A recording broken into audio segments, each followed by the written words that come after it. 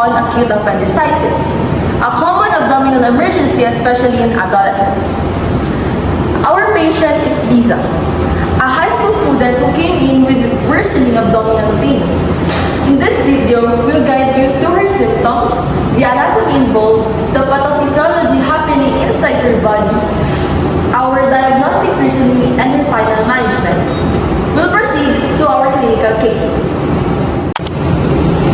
Lisa is generally healthy, though she eats irregularly because of school. Her pain started around the belly button, which is right here. After a few hours, it moved to her lower quadrant, which is right here, just beside the belly button. She's also been experiencing nausea, vomiting, and mild fever. Though these symptoms altogether shows a process of inflammatory on her lower abdomen. Thank you.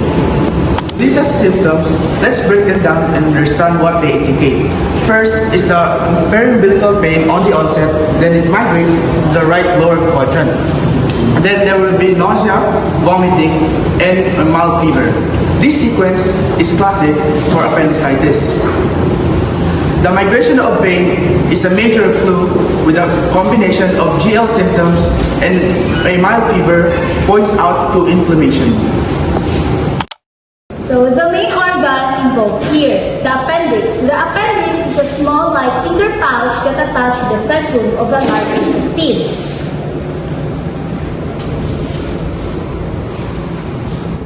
Think of an appendix as tiny as tube with a narrow opening. When that opening becomes blocked, whether it's facilitated or swollen with tissues, it cannot be flow out. Fluid accumulates and bacteria multiplies, pressure increases, and that causes inflammation.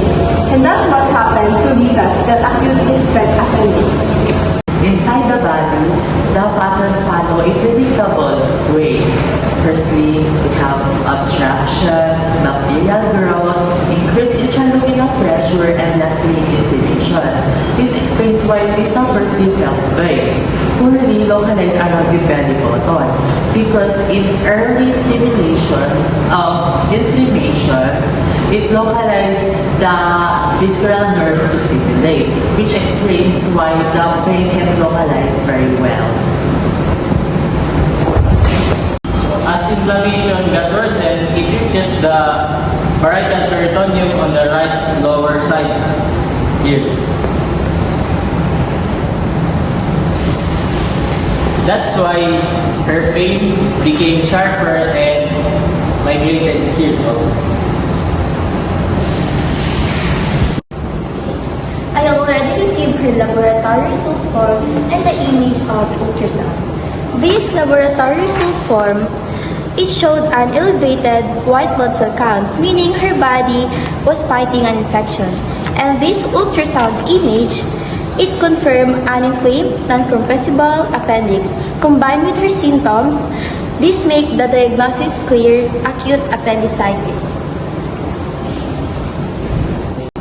In appendicitis, the definitive treatment is surgical removal of the appendix, usually done through laparoscopic appendectomy, which uses small incisions and allow fast recovery.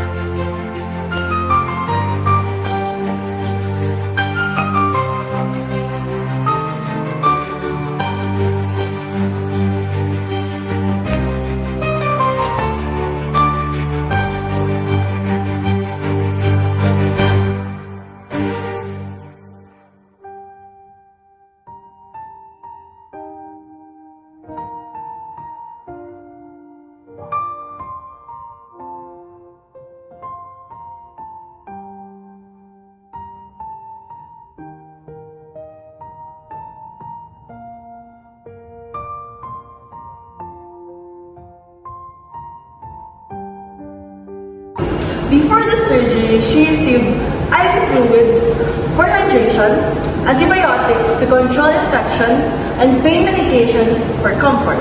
These steps help stabilize the patient before undergoing to the operation. Appendicitis can't always be prevented, but maintaining regular meals and eating dairy fibers. Dietary fiber in our diets. Dietary fiber refers to the indigestible fibrous materials in our diets. A good example of this is cellulose that is present in fruits and vegetables. These fibrous materials are important because it provides bulk to the intestinal contents and helps peristalsis. May help reduce the risk of blockages.